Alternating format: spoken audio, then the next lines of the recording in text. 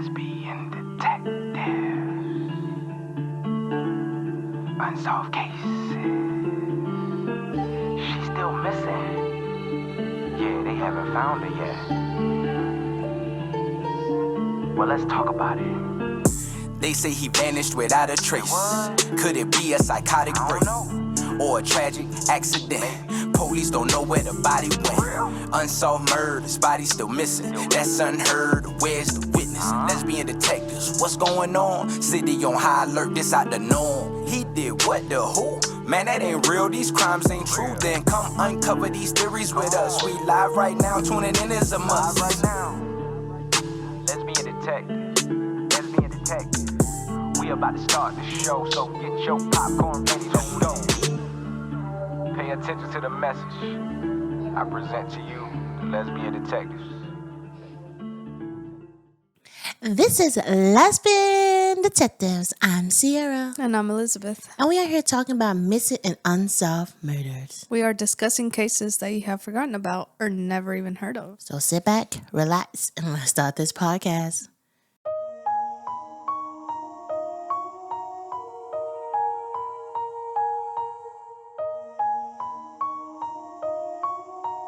Welcome back, everyone. And as we said, this month is Spooky Halloween.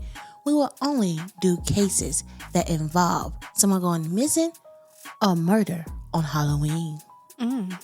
So I hope you guys enjoyed this one. I have actually enjoyed it. It's been so many cases that I uncovered that have been happening. I enjoy the candy, but nothing else. And also it's our daughter's birth month. So, her birthday weekend, guys, it was just a lot. You can check out our social medias. We went kind of overboard a little bit, but that's our only child, so that's how it is. Today's case is about a young woman going out with her friends to celebrate Halloween. As her friends drop her off at her apartment at 4 a.m., that was the last time that anyone has ever seen her again. When she didn't show up for work, her friends started to get very worried. 3 days later, that's when her friends made a missing person report. As the police started investigating this case, they discovered they might actually found the killer. This is the case of Cindy Sung. Cindy Sung was born on February 25th, 1980 in South Korea. She spent most of her life there before moving in 1995 to live with her family in Alexandria, Virginia, with her aunt and uncle. Cindy was enjoying every minute of her newfound freedom in America. After graduating high school, she was accepted into the Pennsylvania State University, where she majored in integrative art, a course that combined engineering, communication, and science. She was smart. Yeah, that's what I was about to say. 3 in 1? Jeez. I was so bad in science. I failed that class. So I didn't fail it, but I barely passed. She quickly joined the Korean Undergrad Student Association, the American Red Cross, in 2001. Cindy was 21 and a senior, gearing up to graduate the next spring. She lived off-campus housing in State College. In addition to her classes, she was juggling 2 part-time jobs. No way. That's too much. Right. Did you hear the course that she was doing? Right. And had 2 jobs? I had 1 job, and I was in sports when I was in college, and I was barely making it. She was dedicated. Shoot, I have a 40-hour job, and I'm barely making it. I need like 15 cups of coffee. Despite the challenging nature of the course and juggling multiple jobs, Sydney remained disciplined and devoted to achieving her goal in graduating. On the 31st of October, Cindy decided to have a night off from her studies and celebrate the holiday. Cindy and her friends Stacy and Lisa were set to attend a costume party at Player Nightclub on College Avenue. Dressed as a pony in a white tennis skirt, bunny ears, and a tail, she arrived at the party where she met her friends. The trio stayed until 2 a.m. the following morning when they moved on to a friend's apartment to continue partying and playing video games. Cindy was dropped off by her friends at 4 a.m. on Thursday the 1st of November. outside of the Parks Apartments on Clinton Avenue, the place where she called home. This was the last time they saw their friend, as from this point, Cindy Sung disappeared. Cindy's roommate returned from visiting her family later that day and wasn't concerned about Cindy not being home. The door was locked and nothing looked out of place. When Cindy failed to show up for her shift at one of her jobs and couldn't be reached by her friends, that's when they became concerned. After 3 days, her friends became very concerned about her lack of contact, and they finally contacted the police on November the 4th. So they noticed that she was missing November the 1st when she failed to appear at her first job. But they didn't contact the police until November the 4th. 3 days later. Why? Why did they wait so long? I don't know. I feel like some people wait to figure out, like, are they overreacting or is she just might be out for a walk? I don't know. I looked and I saw too many different articles saying that they had this reason, this was the reason. That's why I didn't put in, but it was a couple reasons why they did. They just thought that she'll be back, or they thought that she was out with somebody, or they thought that she needed space because actually a month before she went missing, she broke up with her boyfriend. Like her boyfriend, they in their relationship. So everybody thought that she was just, in her feelings and needed some time apart. Doesn't matter. It doesn't. I mean, if I'm trying to contact you and nobody's heard anything, I would give you probably a day, if that. By the second day, you're already going to be reported to the police. Because it's better to be safer than sorry. Right. And my friends know me. I'm like, Chauncey, if I don't hear from her from our morning voice memo, I'm like, where you at? Where are you? And the thing about it is, too, like, if they would have done it that same day, would she still be with us? We don't know. We don't know if she went missing that same day, the next day. We don't know what happened to her. But what raised a red flag was when she didn't show up to work. That was not like her. She didn't notify her boss. She didn't notify anybody that she wasn't going to make it to work. Yeah, that's the thing. Because it seemed like everybody said that she was dedicated. So for her to go miss it and not to tell nobody or anything lift up, because she didn't go to work, she had a lot of stuff going on in her life for her just to go missing like that. As the police looked into her apartment where she was last seen, they revealed no sign of a struggle or anything out of place. Cindy definitely reached her apartment, as her backpack that she had at the party was present. There are also a set of false eyelashes that she had worn with her bunny costume in her room with her phone was still in her backpack. The only thing that was missing was Sydney's bunny costume in her purse, which had her keys, credit card, and ID. So she did make it home. And I know, like, when women get home and that bra comes off, I'm sure it's the same way with the eyelashes. You ain't going back out. I remember at, like, my baby shower in Jennerville, them eyelashes barely made it through the party. I was like, take this off, I'm tired. Well, yeah, but that probably wasn't like you to wear fake eyelashes all the time. Back in my younger days, yeah, all day long. I went to a HBCU. Ooh, those parties was crazy. What I'm saying is, usually when you take off the eyelashes, you're done for the night. Yeah, I can see that. Sometimes with me, before I take off my eyelashes, I like to just get, like, in my comfortable clothes. Like, Right. take everything off, comfortable clothes, and then I'm doing my makeup off. That's how I am. I know some girls, they come on, them eyelashes just, like, gone, because they're tired of it. But the thing about it is, she still wore her costume. That makes no sense. How are you going to take off your eyelashes and then midway say, you know what? No, let me just keep the costume. My thing is, was she interrupted? They believe that Cindy went to a nearby 24-hour store in her costume after she would drop off. She took her keys and her purse. That was the only thing that was really missing. So that was what the police believed. She didn't drive. She walked. Investigators checked her phone records. No call were made, and there were no activities on her credit card. They also read her emails and confirmed that there were no suspicious activities there either. Police investigated the possibility that Song's disappearance was drug-related. Her diary entries indicate that she and her friends experimented with marijuana and ecstasy. However, there is no evidence that she used drugs on the night of her disappearance, and the drug theory was eventually discarded. I never liked that. I mean, that is a time to go out for drugs, though. That totally makes sense. When you're done partying, you want to wind down, or you still want to be up, I don't know. But a lot of people do buy drugs at that time of the night. You know, like they want just one last hit or whatever puts them to bed or keeps them out of bed. But the eyelashes really wouldn't matter. I don't know. I never was into that stuff, really. But I thought that you do it while you partied. That's what I thought. You do it while you're partying, but there's uppers and downers. So let's say they're on an upper and they want to go to bed, so they'll get a downer. Yeah, as weed would be. Or say that they didn't get the high that they wanted, so they go back and try and get it. There were concert tickets set to take place in a couple of days and a receipt for a new computer that was due to be delivered. From all accounts, she was happy and expecting to continue her life after she got home from that party. The police didn't believe that she was just a runaway. I don't believe that either. Me either. Volunteers searched the nearby woods, but there were no trace of Cindy.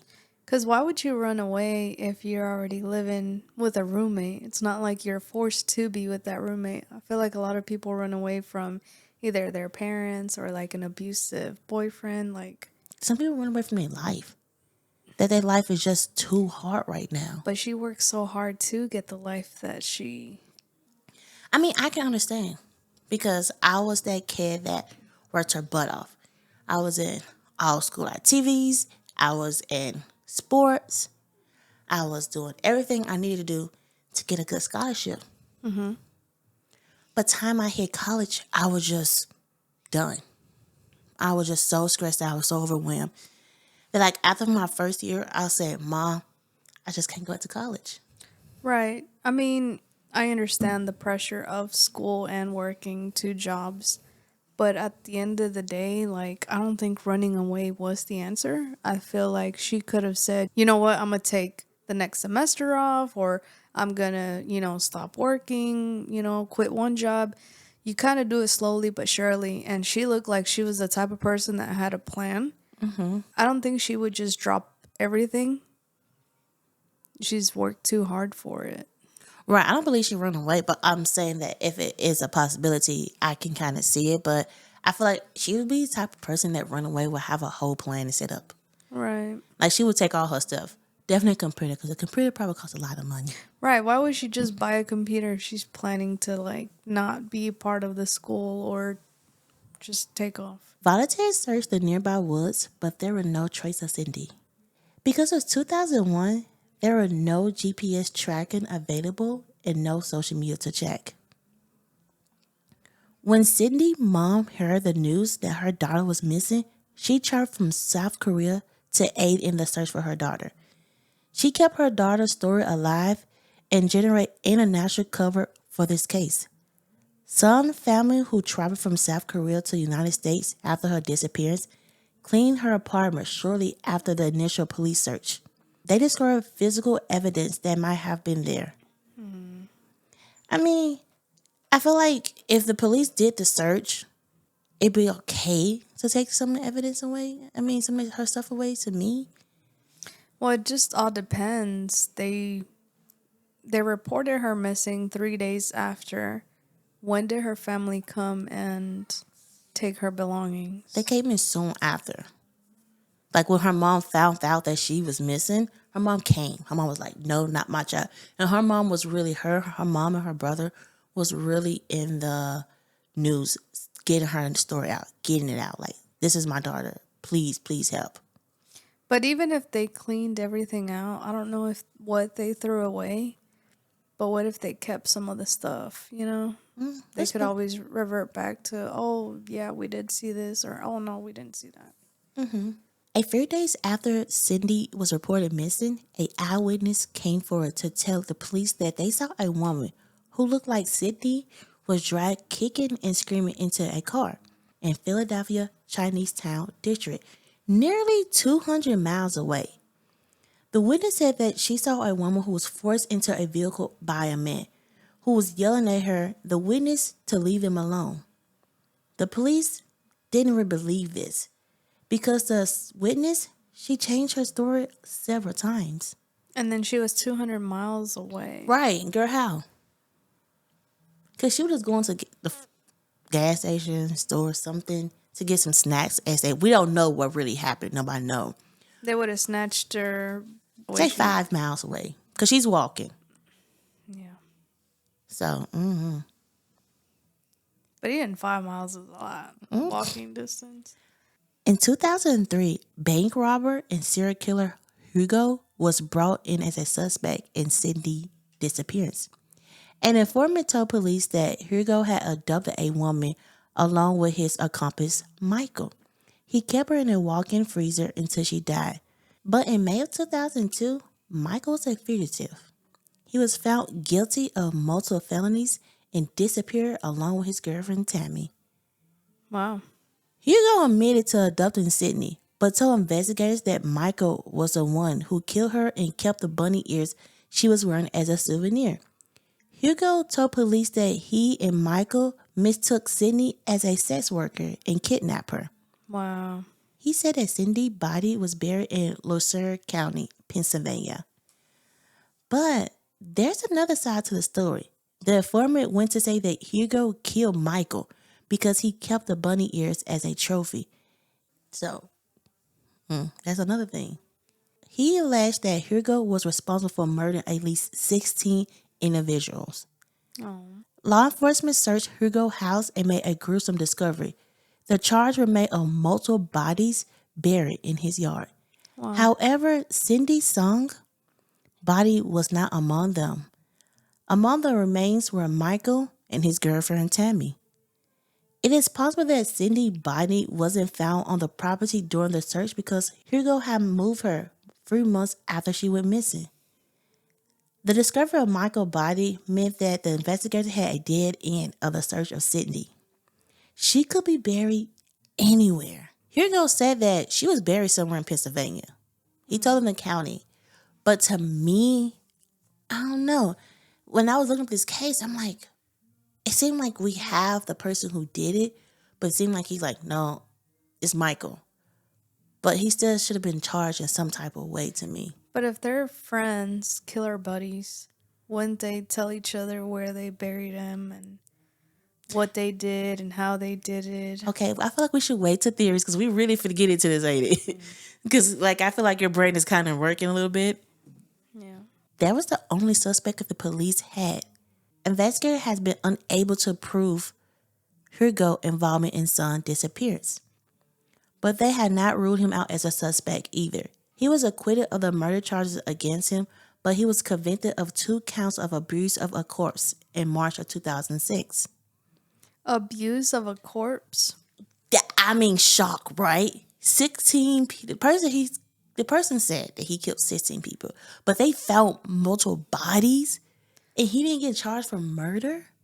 You killed. Do you know what abuse of a corpse is? Yeah. But for the fans that doesn't, wife, please break it down for them. Necrophilia. Yeah.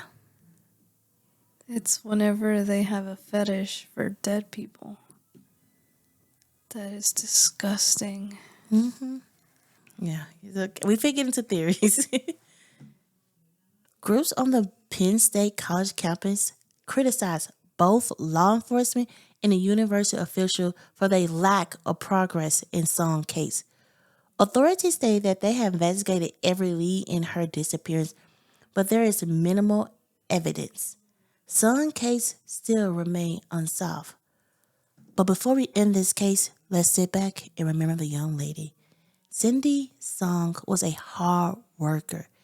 She worked 2 jobs and was going to school. The sad thing about this case, she had 1 more semester before she graduated and started her dream career. And guys, please, if you know anything that can finally give the police the evidence that they need, tell them. And this is the case of Cindy Song. Let's get into some theories. Let's get into some theories.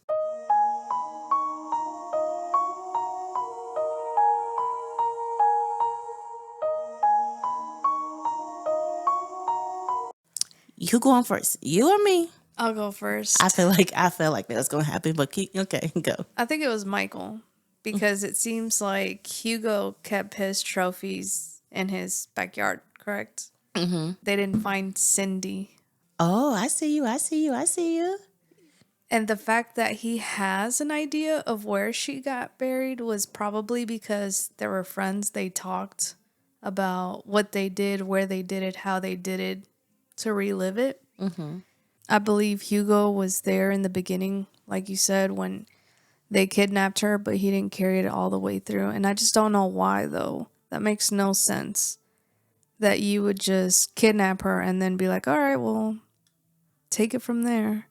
I feel like a person that kidnaps, kills, does all that gruesome stuff, they're going to enjoy every second of it and carry it out from beginning to end. I wonder if it really was Michael that wanted her. You know, because it seemed like they kind of work in pair. Like they were bank robbers, they were serial killers. It seemed like they work in pair, but it seemed like Michael wanted Cindy. I feel like Hugo went along because like they're partners. But I think he was like, Michael, you got her. But the foreman said that he was killed because he kept the bunny ears. That he kept a souvenir. So Did the police ever find the bunny ears with Michael?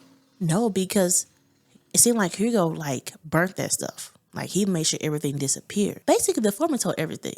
Hugo was like, no, like we did kidnap her. But it was Michael that had her in a walk-in closet. He did all that stuff to her. It wasn't me. But like I was there kind of thing. Like I was watching. How does the informant know more than Hugo? Well, Hugo is lying. The foreman probably know because Hugo probably was like bragging about it or selling it. You know, he wasn't scared of getting caught. Because it seemed like his murder charges got gone and then they finally got him on something else. But it seemed like he kind of knew the law a little bit and how to outsmart the police. Because the foreman said he killed over 16 people. But they didn't find all those 16 people on his property. And he also burnt them. So that was another thing. That's what I'm thinking. I wonder if Hugo killed him because, like the foreman said, because of the bunny ears and that he didn't want to get caught. And Michael was trying to keep him. He was like, nah, man. They probably had like a big fight. He probably killed Michael, then killed his girlfriend. Like, nothing. Right. And you shouldn't trust people like that. Shoot, y'all were killing together. I'd be scared. Like, if we killing together, I don't trust you. I mean, I trust you because we killing, but sure, you could kill me anytime for nothing. Like, oh, you probably snitched, killed me. The crazy thing about it is, yeah, like if we ever get into an argument, now I gotta watch my back because you're a killer. I'm just a number. Mm-hmm. Shoot. Like, I wonder if the girlfriend was in it too. I thought she probably knew something. I don't know. Sometimes girls who are in their life because of their person, they know things, but they also like keep a blind eye to it. You get what I'm saying? Like, they want to know, but they don't want to know. Like, oh, I want to know all this stuff, like all that. The fact that he killed her doesn't give me innocent bystander vibes, though. You kind of know who you're dealing with. Mm-hmm. You are who you hang out with, or that's what they say. Mm-hmm. So I don't think she was completely oblivious. I feel like Hugo would have only killed Michael if she had no idea of what they were doing. Right. He killed her for a reason. Because he could have easily said, hey, he could have easily said, Michael, come to the house, let's talk. Mm-hmm. But Tammy was killed too. Like, I don't know. I just always wonder, did she really leave her house just to get some snacks, that night? Yeah, and that's the crazy thing about it is, I'm not saying that she was under the influence, but a lot of people know that it's dangerous to go outside, especially at a certain time of the day. I don't care where you live. Mm-hmm. And if she was under any type of influence, it would be easy for her to like be like, oh, okay, well, let me just go down here real quick. I myself am like, you know what? It's not worth it. I'll get the cheeseburger tomorrow, or let me see what I got in the fridge. But the fact that her friend dropped her off, made sure that she was inside, and then for you to just leave like that, like it seems a little bit irresponsible and unsafe. But it seemed like her friends and mom said she did it 1,000 times. She always did that. And I felt like she probably felt safe doing it. And I always wondered, because I looked at like where she stayed at, but it's hard because you have so many places around. You don't know where she went to around that day. Like, which store were you going to? And that's the sad thing about it. We don't know, like, how far was the walking distance. Because what if it was like 5 or 10 minutes walking? And they easily got her. And the crazy thing about it, they knew that she was a sex worker. They said, oh, like when we figured out she was a sex worker, because a sex worker, you wouldn't have to kidnap. You think about it. No, They you- would just came in freely. So for you to say, oh, we found she was a sex worker, you didn't think that, because she was. They would say, how much? How much for a good time? And she'd be like, no, like, oh, kept walking. It didn't click then that she wasn't a sex worker. But the thing about Excuses. it is, like, they're hunters. They don't want somebody who's gonna be easy prey. They're gonna want somebody who's out of reach. Like, that's how they get their fix, or that's how they enjoy it a little bit more. I feel. I don't know. But yeah, no. The fact that she was a sex worker, to me, also doesn't make any sense. Right. It's probably, like you said, Michael was interested in her. Hugo helped her out. At the end of the day, Hugo should be held responsible for her death because he was there for the kidnapping. And if he knows more or doesn't, he was there at least for the kidnapping, so he should be charged. Yeah, and the police can't. I wonder what they need to charge him, because he said it. He said, "Yeah, we kidnapped her. We thought she was a sex worker." And what do you think police officer they did to her? You know. Yeah, they probably raped her, I would say. So it's like, why is he not charged for kidnapping and rape? Because he just said he did all these things. The thing about it is, like, they gotta find the body, and then that'll tell the story. I feel like Michael did it, but I feel like Hugo just went along with it. I don't think this was like his idea of killing her or kidnapping her. I think it was Michael because she wasn't placed where Hugo, all his people got placed at. Yeah. That's the craziest thing about it. 16 people. I wondered if all of them was like Hugo and Michael killing, or it was just like Hugo killing them bodies. That I don't man's know. psychopath. Yeah. I mean, we gotta see how many years Hugo has under his belt. And if it's a life sentence, look, buddy, just let the police know what they need to know because you're not getting out anyway. It's just sad that she was so young and she was at the end of like graduating. Like she was working her butt off, like killing it, and somebody just evil. She had her whole life ahead of her, but two individuals thought that she was there for their amusement. Yeah. And that's sad. I hope that we find out where she's at and get her family the answer that they need. Because this is what it's about, getting the answers for the family.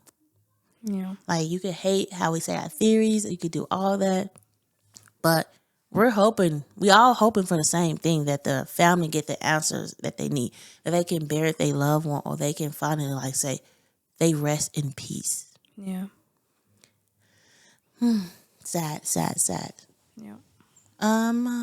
Guys, this is our episode. We have, I think, 2 more weeks of spooky Halloween month. We have like a little bonus episode. It will hit actually on Halloween, not on Friday. It will hit on a Thursday. So watch out for that. And this case right there is amazing. I'm not amazing, but like I love it. When I heard it the first time, I'm like, oh, this is what it means when they say don't take candy from anybody. So I can't wait for you guys to hear the case. You probably already heard it before, but you didn't hear how we say it. We are on all Apple, Spotify, everywhere podcast platform. Please check us out. Give us a 5-star rating. If you have any question or have a case suggestion, if you can't click that link, email us. I'll put our email in the description below. I cannot wait for you guys to tell me your theories on this case, because this case right here is a big case. We're on YouTube. We're on everywhere. Check out our social media. Check out everything that we're on. Check it out. Check it out. And this is Lesbian Detectives. I'm Sierra. And I'm Elizabeth. And we're signing out. And don't forget, everybody's a suspect until proven innocent. Lesbian Detectives. Unsolved cases. She's still missing. Yeah, they haven't found her yet. Well, let's talk about it. They say he vanished without a trace. Could it be a psychotic break or a tragic accident? Police don't know where the body went. Unsolved murders, body still missing. That's unheard. Where's the witness? Lesbian detectives, what's going on? City on high alert, this out the norm. He did what, the who? Man, that ain't real, these crimes ain't true. Then come uncover these theories with us. We live right now, tuning in is a must. Right now, Lesbian Detectives. Lesbian Detectives. We about to start the show, so get your popcorn ready, let's go. Pay attention to the message I present to you, the Lesbian Detectives.